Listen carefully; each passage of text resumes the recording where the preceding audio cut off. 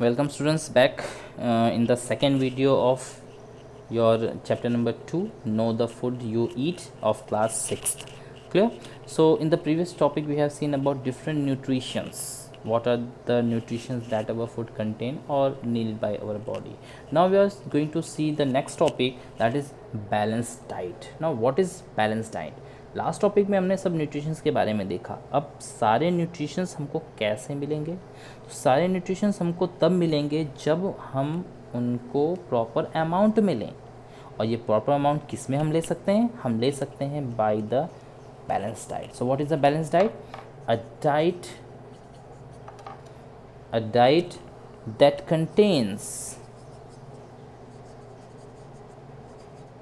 contains sufficient quantities of all the nutrients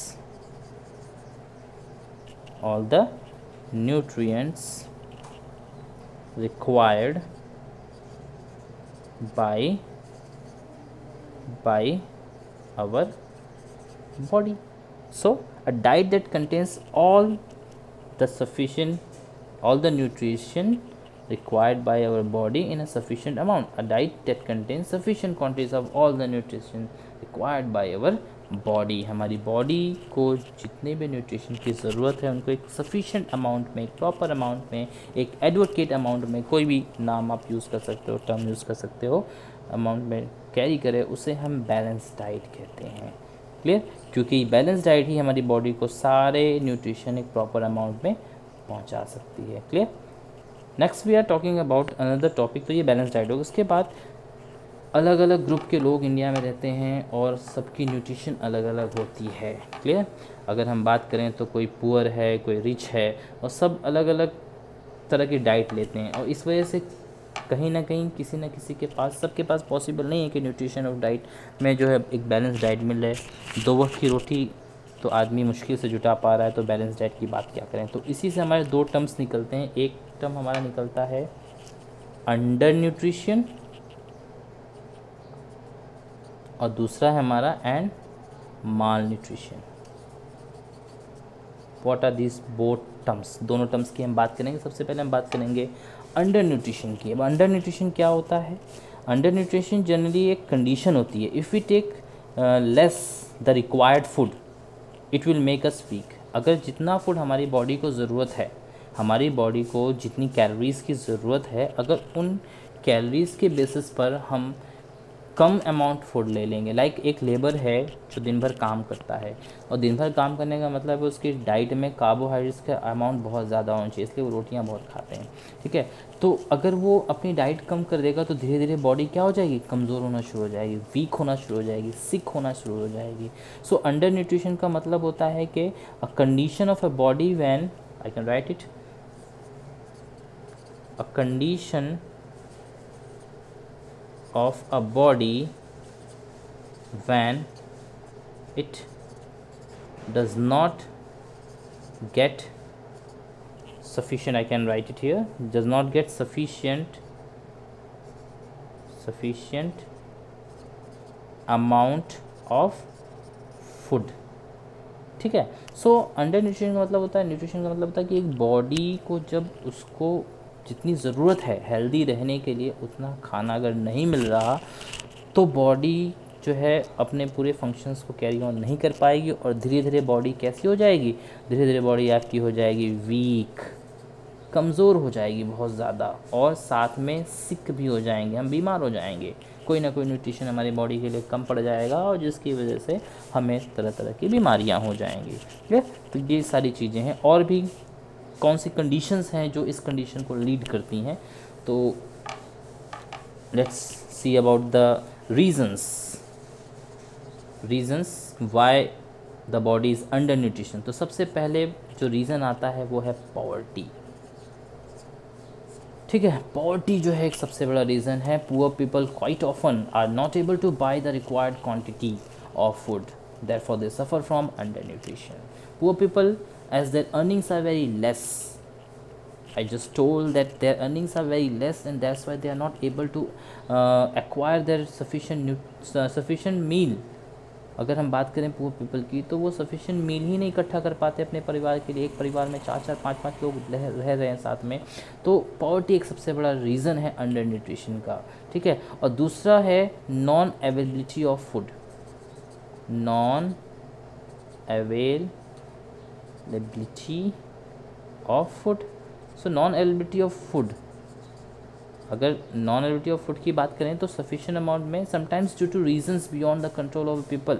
कई बार ऐसा होता है कि नेचुरल डिसास्टर्स होते हैं, कैलेमिटीज़ होती हैं, फ्लड ड्रॉट आ जाता है, उस टाइम पे भी जो है सफिशिएंट अमाउंट ऑफ फूड ही नहीं मिलता, लोगों को खाना मिल नहीं पा रहा है, लंच पैक्स जो दिए जाते हैं वो सफिशिएंट नहीं होते हैं, तो उस कंडीशन से भी बॉडी अंडर न्यूट्रिशन में चली जाती है, जहाँ पर बॉडी सफ़र करती है बीमारियों से, सफ़र करती है वीकनेस से, और कई कंडीशन में तो बॉडी की डेथ भी हो जाती है।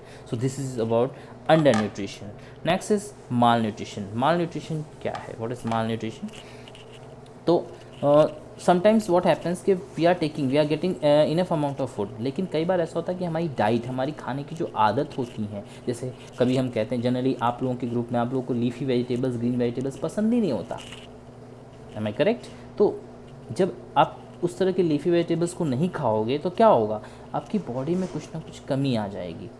Clear? Sometimes our diet may be lacking in one or more nutrition.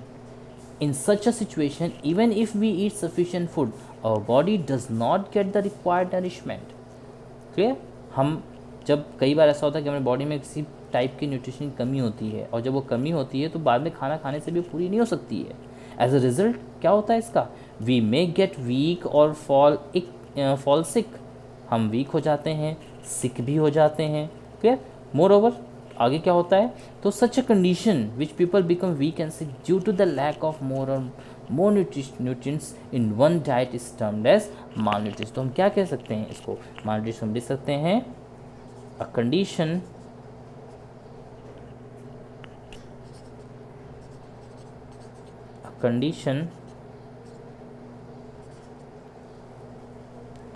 in which people become weak and sick due to lackness of nutrients. I can write it, lackness of nutrients in the food, or can write, or in the diet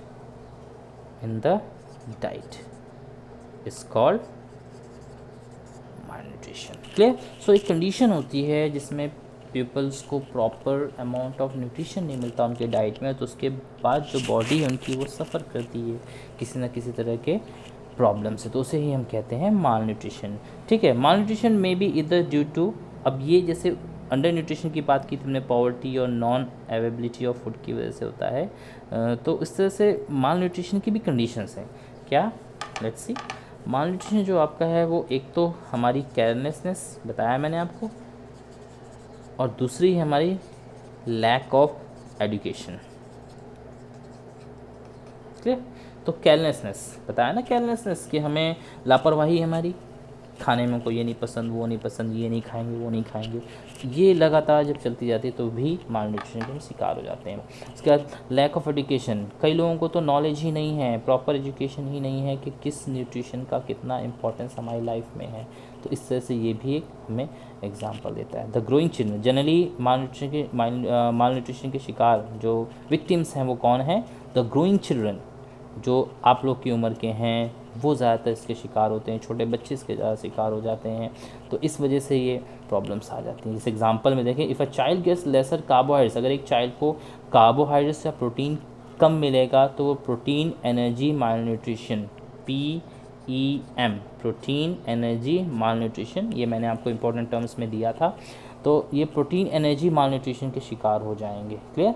ऐसे ही a child suffering from malnutrition fall sick, जब एक माल nutrition से बच्चा सफ़र करता है तो बीमार हो जाता है और बहुत ज़्यादा बीमार होता है। क्लियर।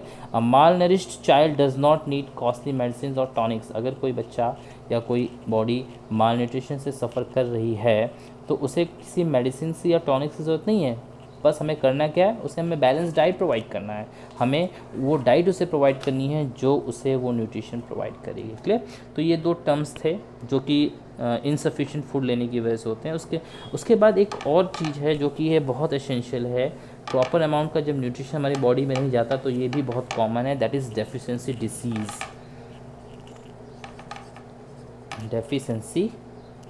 Deficiency disease. क्लियर। बहुत कॉमन टॉपिक है ये। जब फूड का सफिशिएंट अमाउंट हमारे बॉडी में नहीं जाता, a disease caused to lack of one or more nutrients. What is it? Disease cause, I can write, a disease caused due to lack of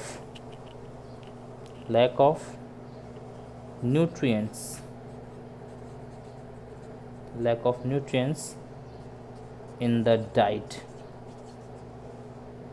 is called deficiency disease. So a disease caused due to lack of nutrients in the diet is called deficiency disease.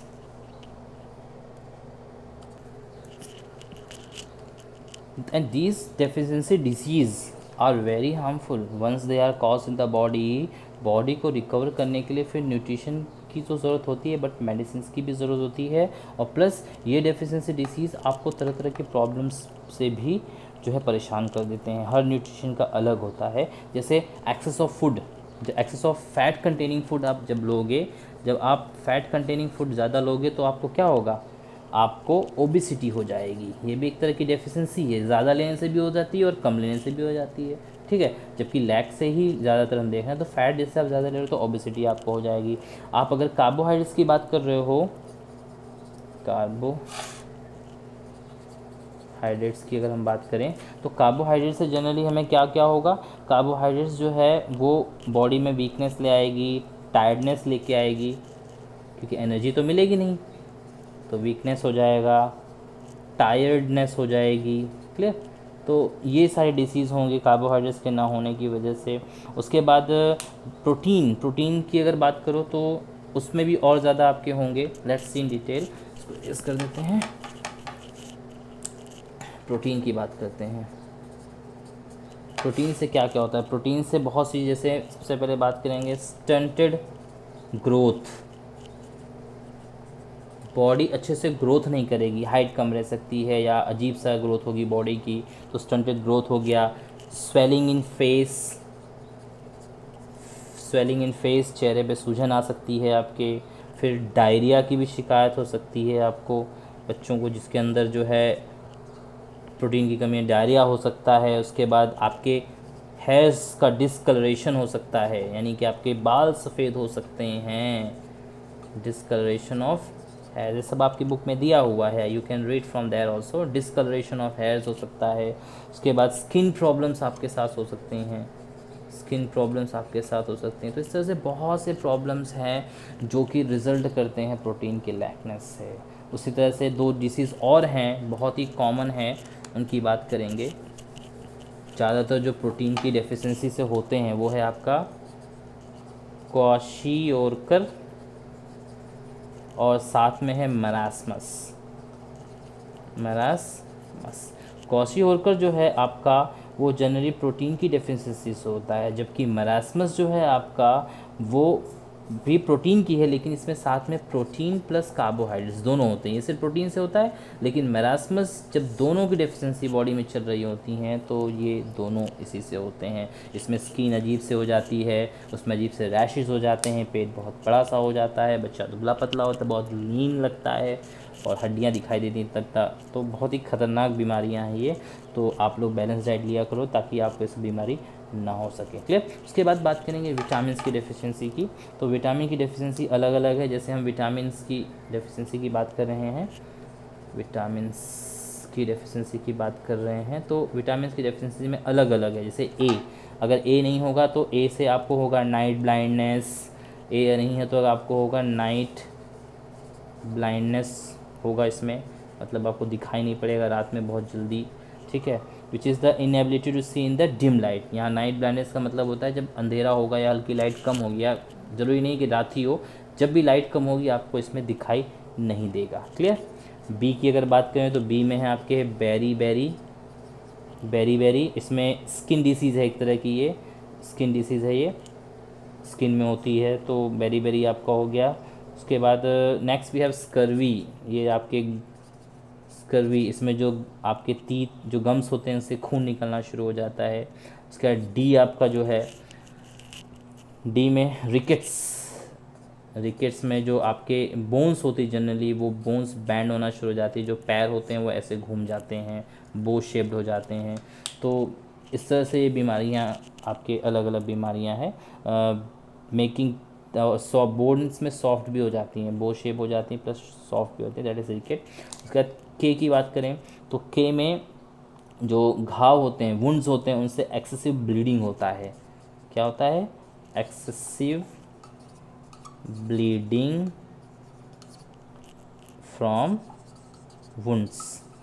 जब चोट लगेगी तो healing capacity ख़त्म हो जाती है, तो wound से, घाव से बहुत ज़्यादा खून निकलता है, तो एक्सेसिव ब्लीडिंग हो जाती है। क्लियर। तो ये कुछ थे। बाकी और उसके बाद डेफिशिएंसी ऑफ विटामिन्स की बात हमने कर ली। अब बात करते हैं डेफिशिएंसी ऑफ मिनरल्स। तो जनरली मिनरल्स की डेफिशिएंसी भी अलग अलग होती है, जैसे इसमें हमने बात की है तो उसकी भी अलग अलग होती हैं। लाइक आयरन, जब बॉडी में आयरन नहीं होगा तो हमारी बॉडी सफ़र करेगी एक तरह की बीमारी से, जो कि लैक ऑफ आयरन से होती है, एनीमिया, ठीक है। उसके बाद कैल्शियम की डेफिशिएंसी से बॉडी जो सफ़र करती है वो है आपकी स्टंटेड ग्रोथ, जैसे मैंने बताया था, रिकेट्स, साथ में रिकेट्स भी है, स्टंटेड ग्रोथ भी थी, रिकेट्स भी थी। उसके बाद फॉस्फोरस से जो बॉडी में डेफिशिएंसी होगी वो होगी वीकनेस, बॉडी में वीकनेस आ जाएगी, बोन्स सॉफ्ट हो जाएंगे, सॉफ्ट बोन्स, क्लियर, ये हो जाएंगे। उसके बाद सोडियम की अगर बात करें, सोडियम, तो sodium muscle cramps, muscular cramps जो बोलते हैं, मस्कुलर क्रैम्प्स यानी बहुत जल्दी जो है मोच आ जाना, या बहुत जल्दी जो है नर्व्स में, सॉरी मसल्स में दिक्कत हो जाती है, बहुत ज़्यादा मसल्स में पेन होना शुरू हो जाता है, तो मस्कुलर क्रैम्प्स की चांसेस बढ़ जाते हैं। उसके बाद पोटेशियम की बात करेंगे, पोटेशियम, तो पोटेशियम में भी मस्कुलर वीकनेस हो जाता है, पोटेशियम में भी मस्कुलर वीकनेस, इसमें भी मस्कुलर वीकनेस होगा आपका, मस्कुलर वीकनेस, इसमें भी मस्कुलर वीकनेस आपका हो जाएगा। फिर एक और चीज़ में बहुत ज़्यादा कॉमन है आपकी, वो है पैरालिसिस। कई बार बहुत ज़्यादा डेफिशिएंसी होने की वजह से ये पैरालिसिस को भी रिजल्ट करती है, लकवा मार देना जिसे कहते हैं हम लोग हिंदी में, तो पैरालिसिस भी हो जाती है। उसके बाद आयोडीन, सबसे कॉमन, आपको पता भी होगा इसके बारे में, आयोडीन भी बहुत ज़रूरी है। अगर आयोडीन नहीं होगा तो सबसे मेजर प्रॉब्लम जो आती है वो है ग्वाइटर की, यानी कि घेंगा जिसे हम हिंदी में कहते हैं, गले में बहुत ज़्यादा स्वेलिंग आ जाती है, हमारे जो बहुत ज़्यादा स्वेलिंग, बोलने में, बात करने में दिक्कत होती है, जिसे ग्वाइटर कहते हैं, that is deficiency of iodine. साथ में मेंटल रिटार्डेशन जो है, अगर प्रेगनेंसी के टाइम पे माँ ने प्रॉपरली, जो मदर है उसने प्रॉपरली आयोडीन रिच फूड नहीं खाया, तो उनका जो बच्चा होगा वो कैसा होगा? मेंटली रिटार्डेड होगा, यानी दिमाग से कम होगा, वो उस he will be mentally retarded, उसकी mental growth अच्छी नहीं होगी। Clear? So this much in this chapter. Thank you.